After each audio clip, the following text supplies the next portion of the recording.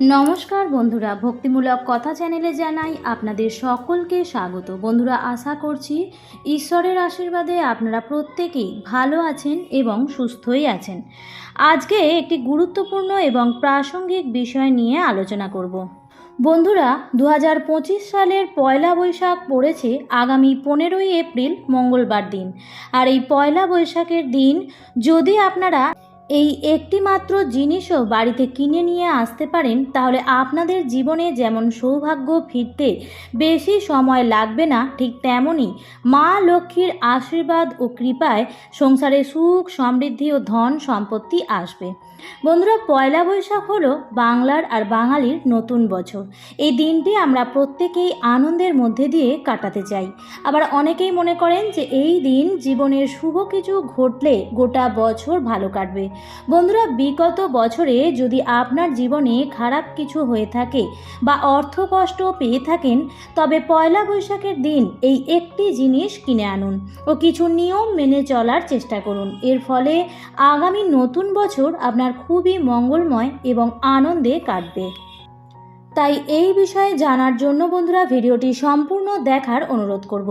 আর ভিডিওটি সম্পূর্ণ দেখার পর যদি ভালো লাগে তাহলে অবশ্যই লাইক করবেন এবং কমেন্টসে লিখবেন জয় মা লক্ষ্মীর জয়। এবং বন্ধুরা, ভিডিওটি শেয়ার করবেন আপনাদের নিকট আত্মীয় স্বজন এবং বন্ধু বান্ধবদের সাথে, যাতে প্রত্যেকেই এই ভিডিওটি পেয়ে উপকৃত হতে পারে।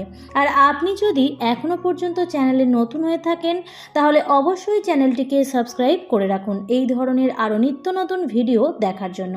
চলুন বন্ধুরা, আসা যাক মূল পর্বে। বন্ধুরা, যারা ব্যবসা বাণিজ্যের সঙ্গে যুক্ত তারা এই দিন এই জিনিসগুলি আনতে কিন্তু একদমই ভুলবেন না।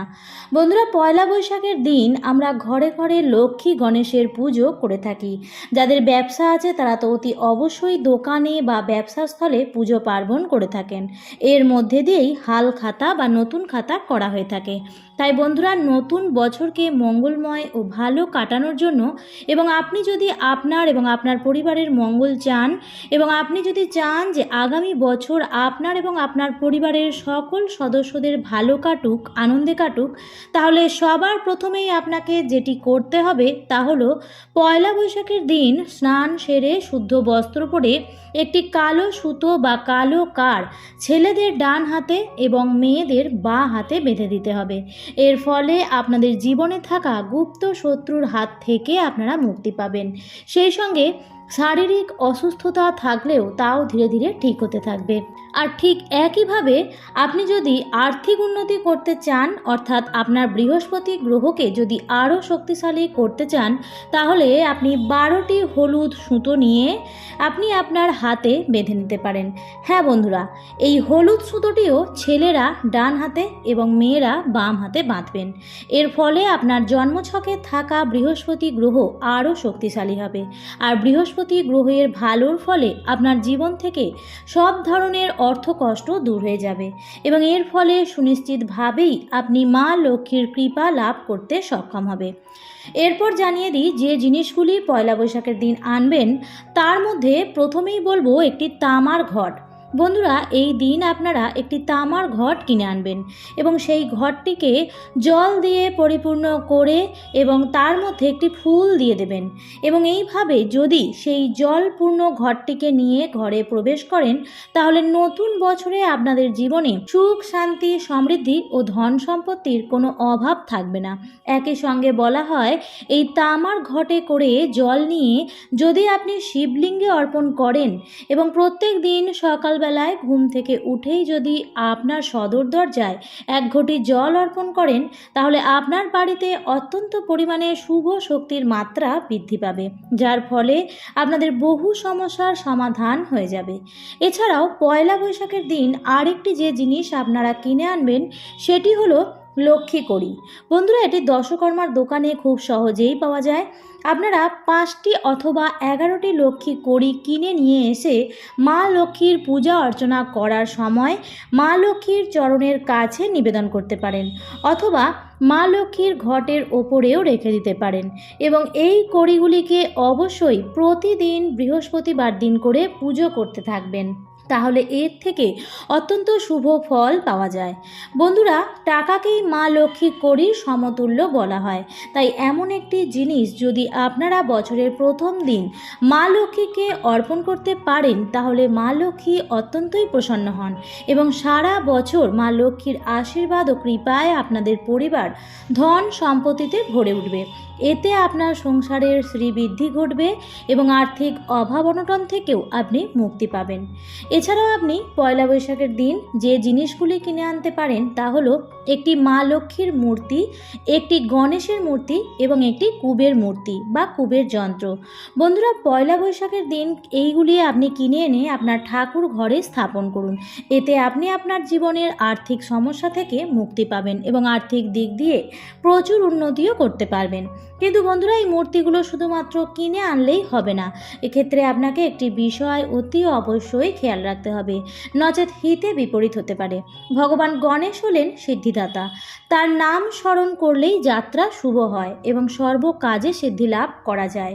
কিন্তু শাস্ত্র মতে মনে করা হয় সব গণেশের মূর্তি সমান ফলদায়ক হয় না। হিন্দু ধর্মের মধ্যে সব থেকে বেশি পূজিত দেবতা হলেন গণেশ।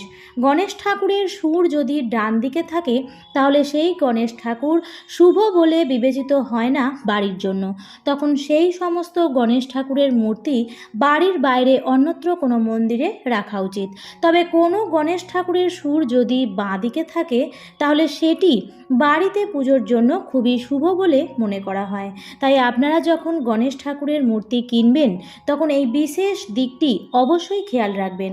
বন্ধুরা, যদি গণেশ ঠাকুরের সুর বাঁ দিকে কুণ্ডলী পাকিয়ে থাকে তবে তা গৃহে সুখের সন্ধান দিতে সামর্থ্য। তার কৃপায় গৃহে সুখ, শান্তি, সমৃদ্ধি স্থায়ী হয়। তাই গৃহে বামাবর্ত সুর বিশিষ্ট গণেশ ঠাকুর রাখাই শ্রেয় বলে মনে করা হয়। শাস্ত্রমতে গণেশ ঠাকুরের দিন হলো বুধবার। তাই এই দিন মোদক, দুর্বা ঘাস, গাঁদা ফুল এবং কলা দিয়ে গণেশ ঠাকুরকে পুজো আরাধনা করবেন। একাধিক উপকার মিলতে শুরু করবে। বিশেষত কর্মক্ষেত্রে সফলতা লাভের পথ প্রশস্ত হয়। সেই সঙ্গে জীবনে চলার পথে সামনে আসা যে কোনো বাধা বিপত্তিও দূর হয়ে যায়। এবার বলবো, যদি আপনি কুবের মূর্তি নিয়ে আসেন তাহলে সেই কুবেরের মূর্তিটিকে একটু উঁচু জায়গায় বসিয়ে রাখুন এবং সদা সর্বদাই পূব দিকে মুখ করে রাখুন। আপনি এই 3টি মূর্তি প্রতিষ্ঠা করুন আপনি আপনার বাড়িতে। এর ফলে আপনার জীবনে এবং আপনার পরিবারের সুখ, শান্তি, সমৃদ্ধি ও আর্থিক উন্নতি হবে চোখে পড়ার মতো। ভগবানের কৃপায় আপনার আগামী বছরে কোনো অভাব অনটন আর আসবে না। বন্ধুরা, এগুলি ছাড়াও আরও যে জিনিসগুলি আপনারা নিয়ে আসতে পারেন ঘরে তা হলো ময়ূরের পালক, শঙ্খ এবং তুলসী গাছ। বন্ধুরা, আমরা প্রত্যেকেই জানি যে বৈশাখ মাসে তুলসী গাছে জল দানের বিশেষ মাহাত্ম্য আছে। বৈশাখ মাসে তুলসী গাছে জল দানের নিয়ম এবং বৈশাখ মাস কেন এত পবিত্র এই বিষয়ে আমি পূর্বের একটি ভিডিওতে আলোচনা করেছি। আপনারা চাইলে সেটিও দেখে নিতে পারেন, তার লিঙ্ক উপরের আই বাটনে দেওয়া আছে। তাও ছোট্ট করে আপনাদের জানিয়ে দিই যে তুলসী মহারানীকে বলা হয় শ্রীকৃষ্ণ প্রেয়সী। তাই বৈশাখ মাসে তুলসী বৃক্ষে জলদান করার ফলে তার কৃপা প্রাপ্ত হই আমরা, আর তার কৃপার ফলে আমরা ভগবান শ্রীকৃষ্ণের সেবা করার সুযোগ পেতে পারি। আর তুলসী বৃক্ষ রোপণ করলে তুলসী দেবীর কৃপায় কৃষ্ণ ভক্তি বৃদ্ধি পায়। তাই বন্ধুরা, পয়লা বৈশাখের দিন অথবা বৈশাখ মাসের যে কোনো দিন আপনারা তুলসী গাছ নিয়ে এসে তা বাড়িতে রোপণ করুন। সবশেষে বলবো, পয়লা বৈশাখের দিন আপনি অবশ্যই যে কাজটি করবেন তা হলো আপনি আপনার বাড়ির সদর দরজা থেকে প্রত্যেকটি ঘর পরিষ্কার পরিচ্ছন্ন করে নেবেন এবং প্রত্যেকটি ঘরের চৌকাঠ অথবা সদর দরজা থেকে ঠাকুরের সিংহাসন পর্যন্ত মা লক্ষ্মীর চরণের আলপনা এঁকে দিতে পারেন। এই উপায়টি করলে আপনাদের জীবনে কোনো রকম অর্থ কষ্ট আর থাকবে না। আর বন্ধুরা, আপনাদের যে যে জিনিস কিনে আনার কথা বললাম তার মধ্যে থেকে সম্ভব হলে একটি জিনিস হলেও পয়লা বৈশাখের দিন কিনে আনার চেষ্টা করুন এবং আপনাদের আগামী বছরকে আপনাদের জীবনে সুখ, সমৃদ্ধি, শান্তিতে আপনাদের জীবনকে ভরিয়ে তুলুন। আমার আজকের ভিডিওটি এই পর্যন্তই। ভিডিওটি দেখে ভালো লাগলে লাইক, কমেন্ট এবং শেয়ার করতে ভুলবেন না। আবারও দেখা হবে পরবর্তী নতুন ভিডিওতে। ভালো থাকবেন, সুস্থ থাকবেন। ধন্যবাদ।